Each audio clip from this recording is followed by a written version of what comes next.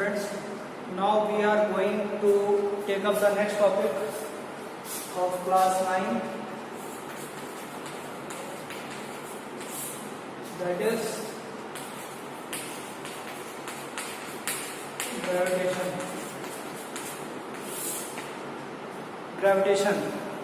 Gravitation basically क्या होती है, एक फोर्स होती है और अर्थ के केस में इसको हम लोग ग्रेविटी नाम से जानते हैं।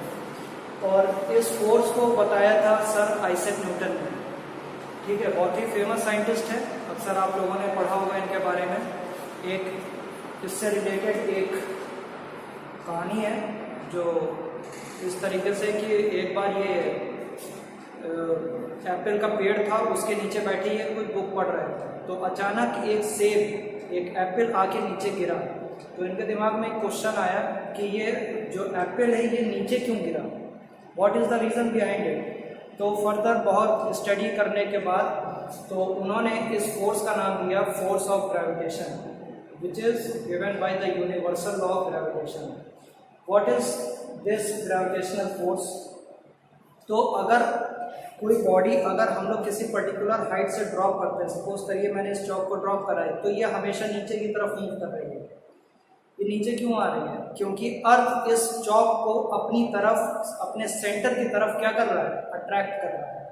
ठीक है, ये जो अट्रैक्टिव फोर्स है इसी को बोला गया ग्रेविटी। ठीक है, इसी को बोला गया ग्रेविटी। अब जैसे कि इसके पहले चैप्टर में आप लोग पढ़ चुके हैं कि अगर किसी बॉडी पे, कोई बॉडी है एम मास की, इस पर अगर हम लोग फोर्स अप्लाई करते हैं तो F is equal to ma से एक रिलेशन गिवन है कि इस बॉडी में एक्सेलरेशन होगा in the direction of force, और ये बॉडी मूव करना स्टार्ट कर देगी। इस बॉडी में क्या होगा, मोशन होगा। ठीक है, इसी तरीके से अगर मैं किसी बॉडी को ऊपर से ड्रॉप करता हूँ तो इस बॉडी में भी तो मोशन हो रहा है, और ये बॉडी, तो दैट मीन्स इस पर कोई फोर्स एक्ट कर रही है, और ये कौन सी फोर्स है, ये ग्रेविटेशनल फोर्स है। और ये हमेशा इस फोर्स की डायरेक्शन क्या है, नीचे की तरफ, यानी कि अर्थ इस बॉडी को अपनी तरफ अट्रैक्ट कर रहा है। ठीक है, तो अब चलिए हम लोग पढ़ते हैं कि व्हाट इज ग्रेविटेशनल फोर्स।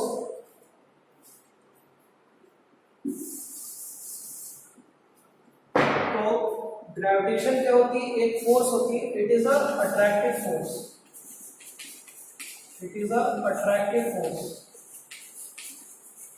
ठीक है, ये अट्रैक्टिव फोर्स होती है और बहुत ही वीक फोर्स होती है, it is a weak force. बहुत ही स्ट्रॉन्ग फोर्स नहीं होती, बहुत ही वीक फोर्स होती है। ऑलमोस्ट इतनी वीक होती है कि इसका जो अट्रैक्टिव नेचर है वो हमें पता ही नहीं चल पाता। दुनिया में जितनी भी बॉडीज हैं आपस में हर एक बॉडी पे ही ग्रेविटेशनल फोर्स एक्ट कर रही है, बट ऐसा नहीं होता कि एक बॉडी जाके दूसरे बॉडी से जाके अट्रैक्ट हो जाती है, चिपक जाती है। इस तरीके से नहीं होता। जैसे कि ये चौक है और ये डस्टर है, ऐसा नहीं है कि दोनों यहाँ पे रखे हुए तो इन पे अट्रैक्टिव फोर्स काम नहीं कर रही है, लेकिन इतनी वीक है कि ऑलमोस्ट नेग्लिजिबल है। ऐसा क्यों है? क्योंकि इनके जो मासेस हैं अर्थ के रिस्पेक्ट में बहुत ही छोटे हैं, ऑलमोस्ट नेग्लिजिबल है। अर्थ हमारा बहुत बड़ा है। ठीक है, तो जो एप्पल गिरा था, ये पेड़ था, और यहाँ से जो एप्पल नीचे गिरा था वो क्यों गिरा था? क्योंकि ये जो अर्थ है, ठीक है, इसका मास काफी बड़ा है as compared to the mass of apple. तो ये इस मास ने इस मास पे एक फोर्स लगाई F। ठीक है, और ये जो, क्योंकि मास इसका बड़ा था तो क्या हुआ, इसमें एक्सेलरेशन नीचे की तरफ हुआ और एप्पल जो है नीचे गिरा। ठीक है, क्योंकि हमें F is equal to ma से मालूम है, F is equal to ma से कि एक्सेलरेशन क्या होता है, फोर्स अपॉन मास। तो अगर मास छोटा है तो एक्सेलरेशन क्या होगा, ज्यादा होगा। एप्पल का मास छोटा था तो एक्सेलरेशन नीचे की तरफ ज्यादा था। ठीक है, फोर्स रिमेनिंग कांस्टेंट, बट ये एप्पल पे तो अर्थ पे फोर्स लगा रहा होगा ऊपर की तरफ, तो अर्थ को हमें नहीं दिखता कि ऊपर आ रहा है एप्पल की तरफ। क्यों नहीं आ रहा है? क्योंकि इसका जो मास है अर्थ का बहुत ही बड़ा है, तो इसका एक्सेलरेशन ऑलमोस्ट जीरो हो जाता है। यानी कि अर्थ का मास इतना बड़ा है कि इसका एक्सेलरेशन हमें नहीं नजर आता, दिखता नहीं है कि अर्थ ऊपर की तरफ अट्रैक्ट हो रहा है। ठीक है, क्योंकि एप्पल का मास बहुत छोटा है, इसीलिए ये एप्पल नीचे की तरफ एक्सेलरेट होता है, जैसा अभी मैंने समझाया। आई होप कि आपको समझ में आ गया होगा।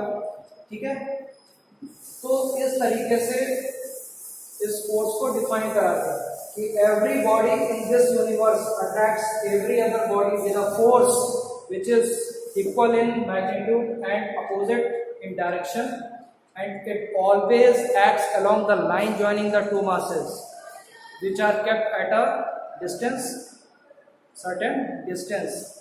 ठीक है, तो जो लॉ गिवन था which is named as universal law of gravitation,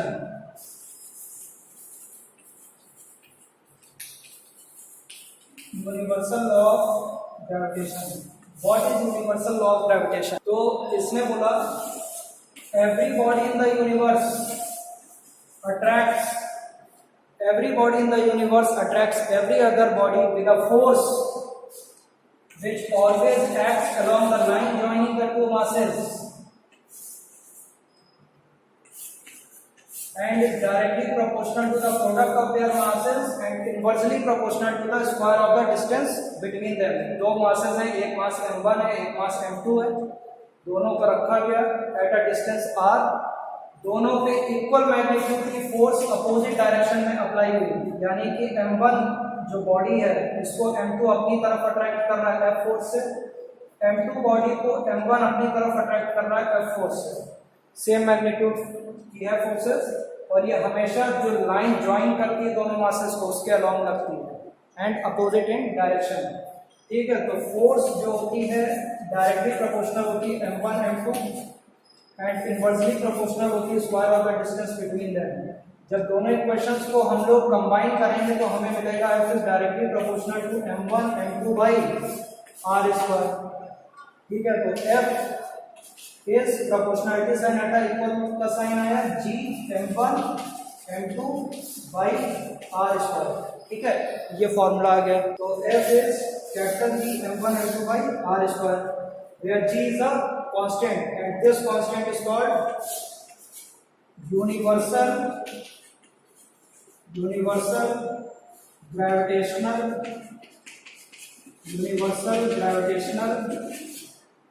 constant.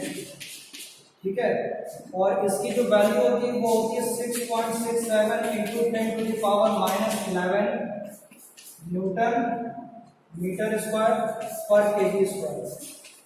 ठीक है, ये इसकी वैल्यू होती है.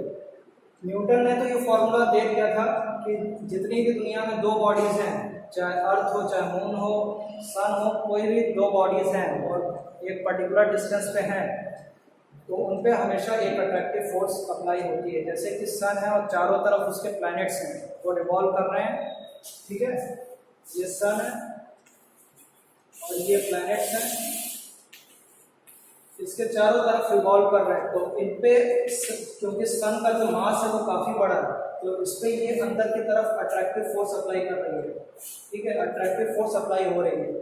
लेकिन ऐसा नहीं होता कि ये जो मार्स है, जुपिटर है, कोई भी प्लैनेट है तो वो सन के अंदर चला जाए, ऐसा नहीं होता, क्योंकि ये कंटिन्यूसली रिवॉल्व भी कर रहा है. तो उन पे बाहर की तरफ एक फोर्स अप्लाई हो रही है, दैट इज सेंट्रीफ्यूगल फोर्स.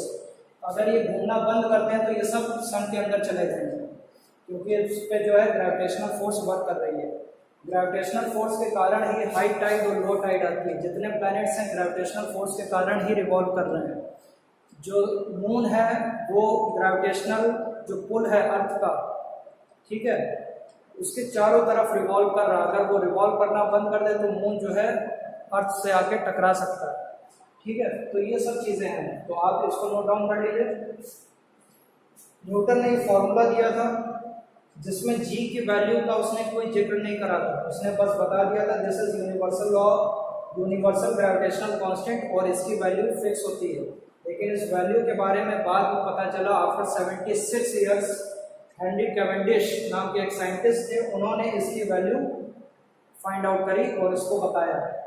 ठीक है, तो इसको नोट डाउन कर लेते हैं.